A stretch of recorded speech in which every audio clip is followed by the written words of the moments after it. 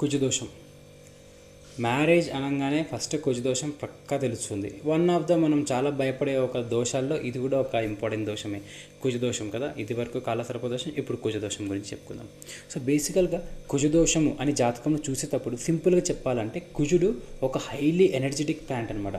ఒక చెప్పాలంటే మిగిలిన గ్రహాలు అనేది ఒక చిన్న ఫ్యూజుల్ లాంటివి అనుకుంటే కుజుడు ఒక ట్రాన్స్ఫార్మర్ లాంటి వ్యక్తి అనమాట. సో కాబట్టి డైరెక్ట్ ఒక ట్రాన్స్ఫార్మర్కి మనం ప్లగ్ పెట్టినప్పుడు ఏమవుతుంది, హై వోల్టేజ్ బ్లాస్ట్ అయిపోతుంది కదా. సో సేమ్ అదే లాజిక్ ఉంటుంది అనమాట. సో ఎవరి జాతకంలో అయితే కుజుడు అత్యంత శక్తివంతంగా ఉంటారో, ఏదైతే స్థానాలు మనం కుజ దోషం గురించి చూసుకుంటామో, ఈ 2, 7 ఇలా స్థానాలు, 8 ఇలా స్థానాలు ఉంటాయి కదా, ఈ ఏరియా ఆఫ్ లైఫ్లో వాళ్ళకి తెలియని ఒక ఎగ్జాగరేషన్, తెలియని ఒక అగ్రెసివ్ నేచర్లో ఉండి ఉంటారనమాట. అది పెళ్ళి చేసుకున్నా చేసుకోకపోయినా సరే వాళ్ళ నేచర్ అలానే ఉంటుంది అనమాట.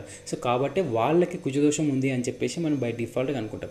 సరే మరి కుజదోషం ఉందంటే భయపడాలా? బేసికల్గా అంటారు కుజదోషం ఉన్న అబ్బాయి కుజదోషం ఉన్న అమ్మాయిని పెళ్లి చేసుకుంటే బాగుంటుందని. దీంట్లో ఎటువంటి సింపుల్ లాజిక్ ఏం లేదు.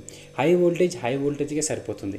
బేసికల్గా కుజదోషం ఉన్న ఏ ఒక్కరైనా సరే ఒకే చోట ఉండడానికి ఎక్కువ ఇష్టపడరు. వాళ్ళు తిరగాలి, యాక్టివిటీగా ఉండాలి, వాళ్ళ బుర్ర ఏదో ఒకటి ఎనర్జీగా ఏదో చేస్తుందనమాట. అదే కుజదోషంగా అమ్మాయికి కుజదోషం లేదనుకోండి, అతని ఎనర్జీని అమ్మాయి బ్యాలెన్స్ చేయలేదనమాట. దానివల్ల ఏంటంటే అతనికి తెలియని కోపం, ఫ్రస్ట్రేషన్, కుజునికి కొంచెం కోపం ఎక్కువ అనమాట, అంటే కొన్ని దురుసు లాంటివి. సో కాబట్టి ఈ వెపన్స్ ఇవన్నీ ఆయన కంట్రోల్లో ఉంటాయన్నమాట. సో దీనివల్ల ఏంటంటే కుజును ఎనర్జీ బాగా హెవీ ఉన్నప్పుడు ఏంటంటే అమ్మాయి కూడా కుజదోషం ఉండడం వల్ల అతన్ని ఒక ఎనర్జీని క్యాప్చర్ చేయగల శక్తి కుజదోషం ఉన్న అమ్మాయికి ఉంటుంది. దట్ ఈస్ ద రీజన్ కుజదోషం ఉన్న అబ్బాయి కుజదోషంకి ఎందుకు చేసుకోవాలంటారని. మరి పరిహారాలు అంటారా? కొంతమంది అంటారు కుజదోషం ఉన్నా సరే మరి ఏంటి పరిహారాలు? చాలా పరిహారాలు ఉన్నాయి. బేసికల్గా కుజుడు మ్యారేజ్ లైఫ్లో బాగుండాలనుకున్నప్పుడు మనం కుంభ వివాహాలు లాంటివి చేసుకుంటాం. అంటే పెళ్ళికి ముందే కొన్ని దానాలు చేసుకోవడం లాంటివి, సో చెట్టుకి పూజ చేసుకోవడం లాంటివి, ఇలా చాలా ఉంటాయి అన్నమాట. ఇలా చేయడం వల్ల కుజుడు శాంతించడమే కాకుండా కొన్ని గుడ్ రిజల్ట్స్ కూడా వస్తాయి. సో కాబట్టి డైరెక్ట్ కుజదోషం ఉంది ఇంకా అయిపోయింది అని చెప్పేసి బాధపడకండి. ఇన్ కేస్ లవ్ చేసుకున్న వాళ్ళు నాకు కుజదోషం ఉంది, నా పార్ట్నర్కి కుజదోషం లేదు అన్నప్పుడు కొంచెం చార్ట్ మొత్తం చూసి ఏదైనా ఎగ్జామ్షన్స్ కానీ ఏదైనా రెమెడీస్ కానీ ఉంటే డెఫినెట్గా ఫాలో అయిపోవచ్చు.